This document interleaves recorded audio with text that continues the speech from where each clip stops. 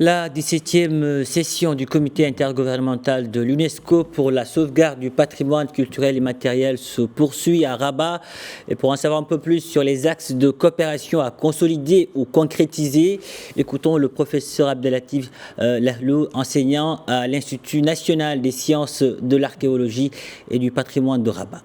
Coopération, d'abord, il faut renforcer parce que ces dimensions, elle était un peu marginalisée par rapport au patrimoine culturel physique. Donc, l'UNESCO, il a beaucoup travaillé sur ça. Mais depuis 2003, donc, on a vu qu'il y a d'autres dimensions dans les civilisations, dans les cultures humaines. Et là, ce sont les dimensions, ce qu'on vient d'appeler aujourd'hui le patrimoine immatériel.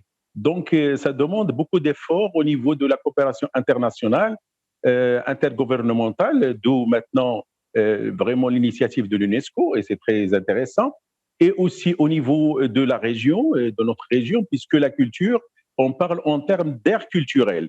Et là, c'est une grande richesse au niveau humain, parce qu'il y a tellement d'éléments, tellement de choses qui sont partagées, où il y a des similitudes, mais il y a aussi des spécificités culturelles qui enrichissent la culture humaine d'une manière générale. Donc, ça demande beaucoup d'efforts pour effectivement que les peuples, les cultures se rapprochent autour des thématiques, autour des questions, pour sauvegarder le patrimoine culturel et immatériel pour les générations futures. Parce que là, avec la mondialisation, là, avec vraiment cette culture envahissante qui efface complètement vraiment le génie humain.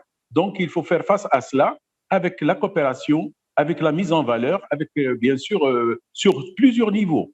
Sur le plan d'abord des études, sur le plan des recherches et sur le plan de la promotion. Donc, il faut faire valoir toutes ces richesses pour les générations futures.